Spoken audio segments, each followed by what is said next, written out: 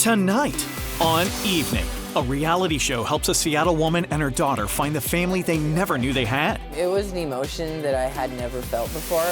Give your kitchen a spring refresh. Plus, enter to win tickets to see the new action thriller, A Working Man.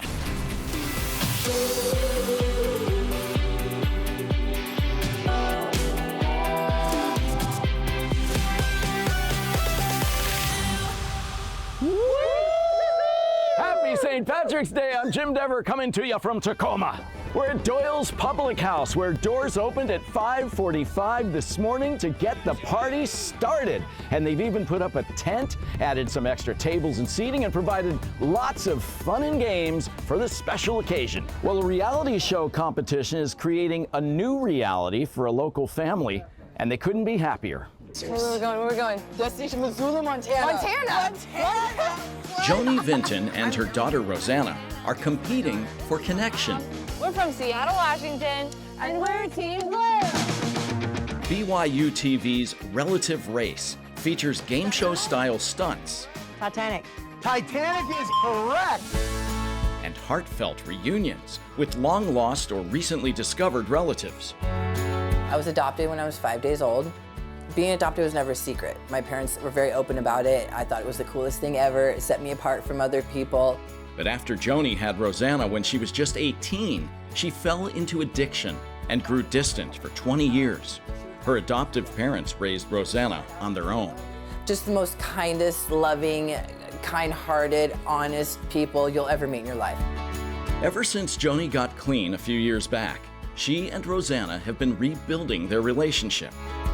We support each other, so why not go on a crazy journey and support each other some more? Episode 1 has them firing a cannon from the deck of a battleship, It's pretty unbelievable.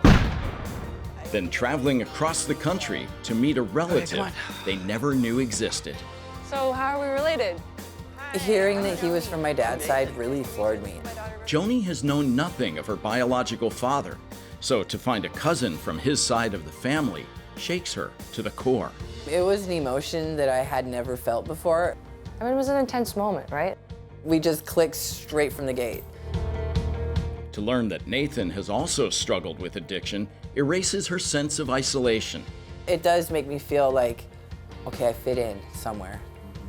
Then, a bombshell moment. Joni discovers her biological father is still alive. This really hits me because I have another family out there.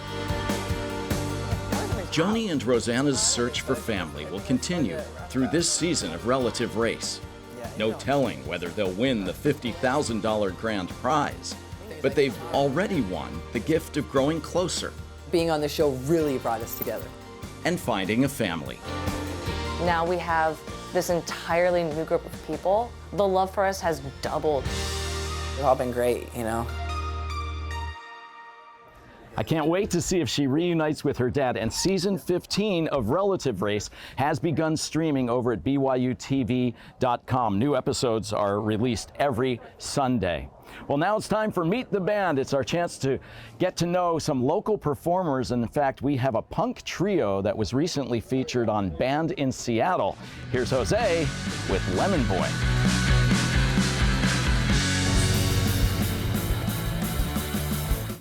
Wait. Okay. Hi, We're Lemon Boy. Do it just fine! I am Nicole, and I play the bass guitar. My name is Ethan Geller, and I play drums. I'm Yaz, and I play guitar.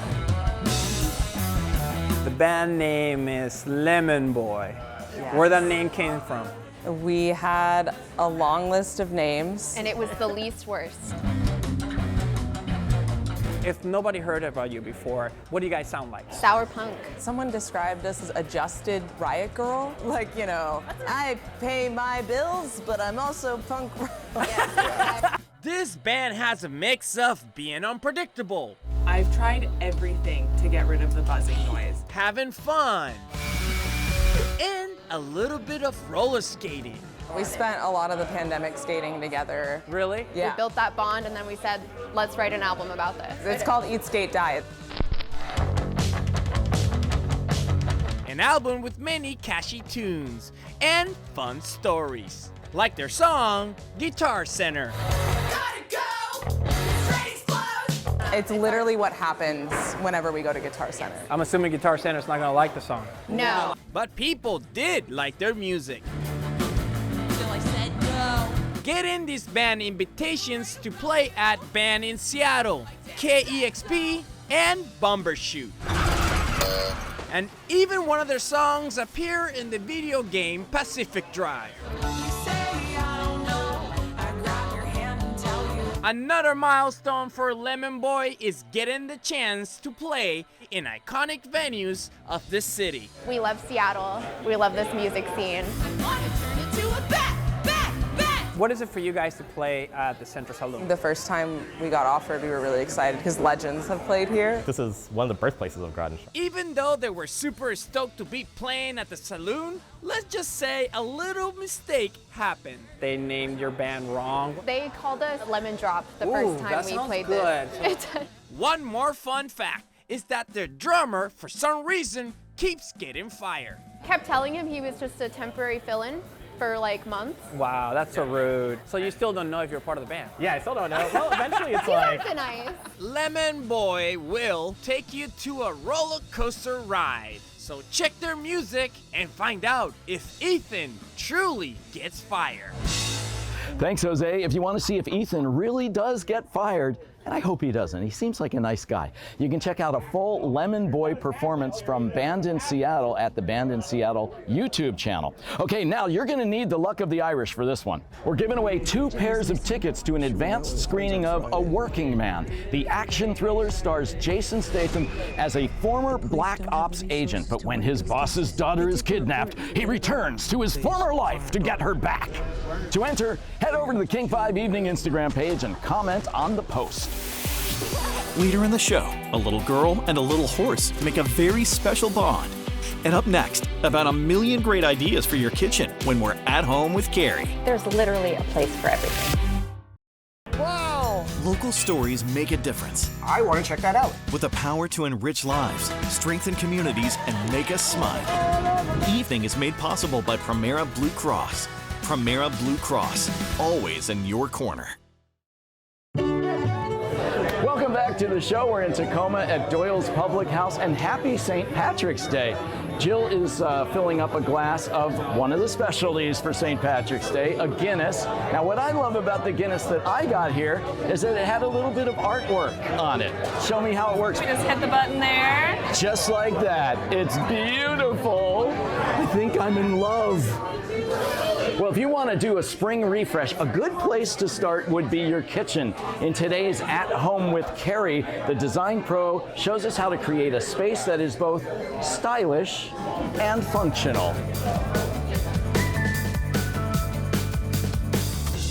Kitchens are the heart of the home, and they need to be both beautiful and functional. Today, I'm sharing my top secrets for designing a kitchen that works for you without sacrificing style. A well-designed kitchen is all about flow. Think about your kitchen work triangle, the relationship between your fridge, your stove, and your sink. Keeping these areas easily accessible makes cooking and cleaning a breeze.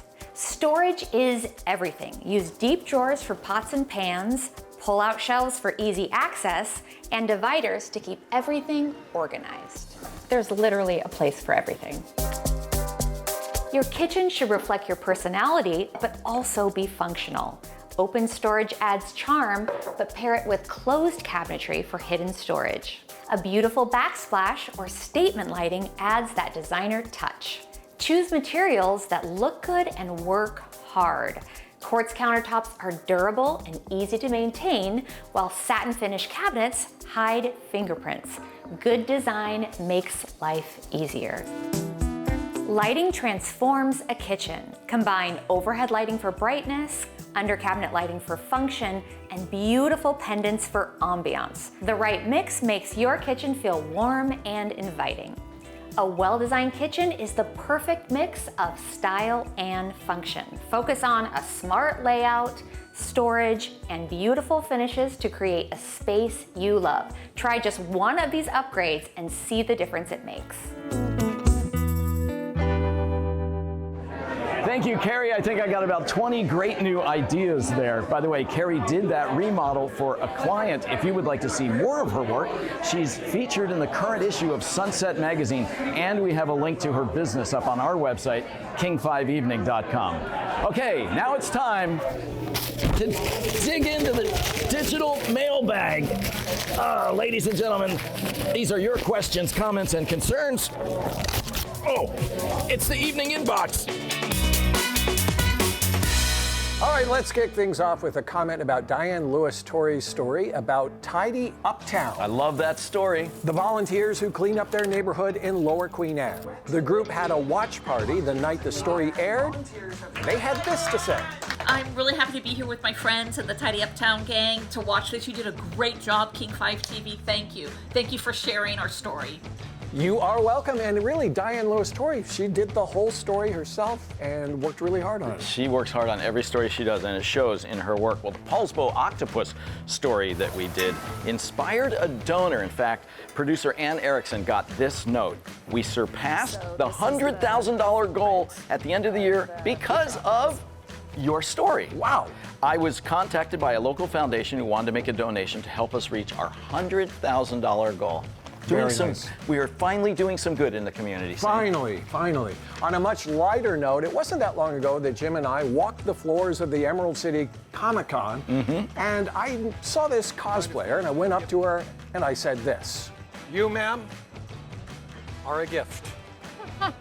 Excellent timing, good delivery, great joke. All right, thank you. But as I was driving home, I realized I should have said, I see you live in the present. And so I posted that to social media.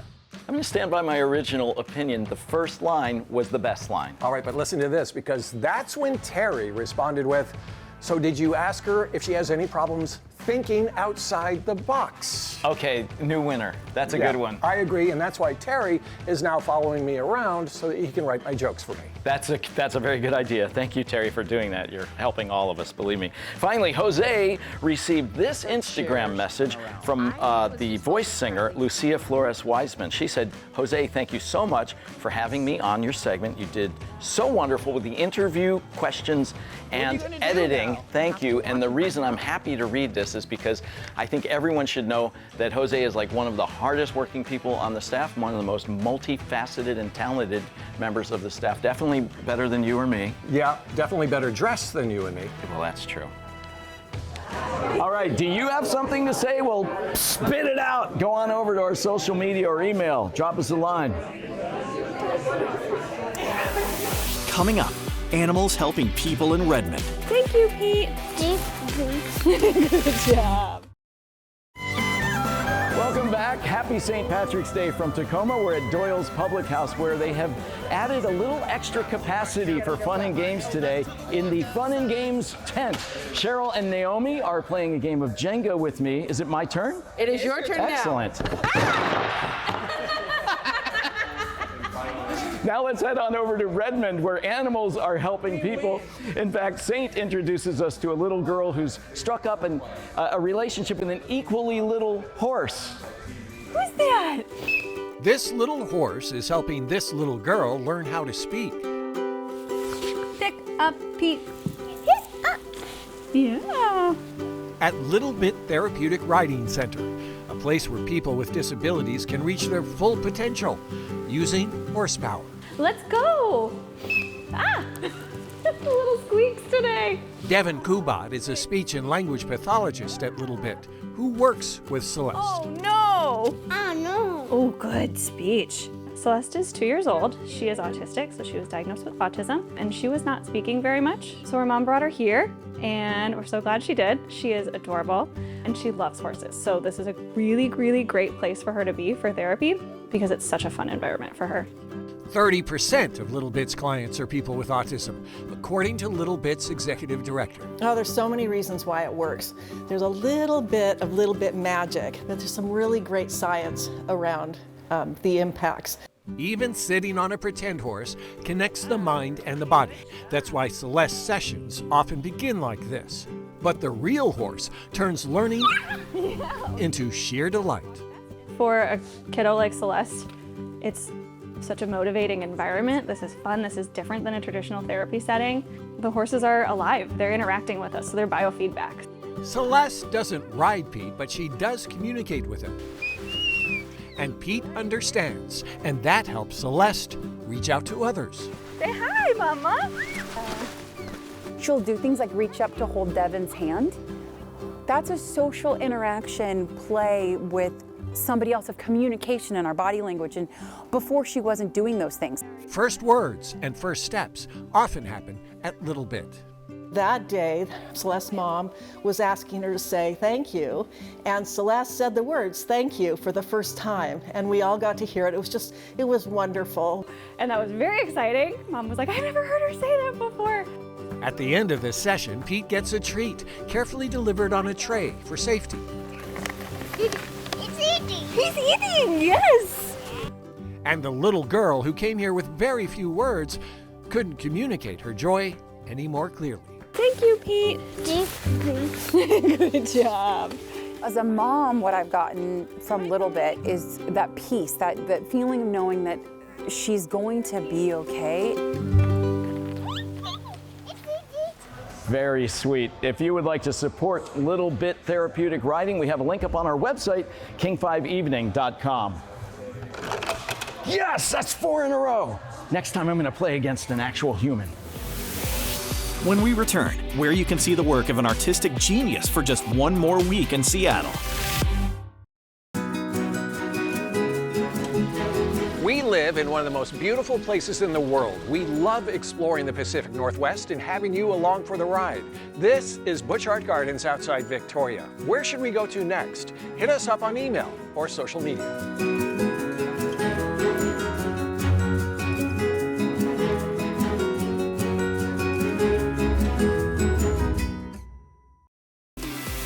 Meet the Linwood woman creating tiny works of art. Miniatures can be just so joyful. And keep the St. Patrick's Day party going with this corned beef recipe. Evening tomorrow at 7:30 on King 5. A drink for you, a drink for me. Welcome back. We're at Doyle's Public House in Tacoma, and hey, happy St. Patrick's Day. Good to have you with us. You know, there's an exhibition wrapping up at the Museum of Pop Culture that celebrates a graffiti artist turned cultural icon. Here's Saint with more.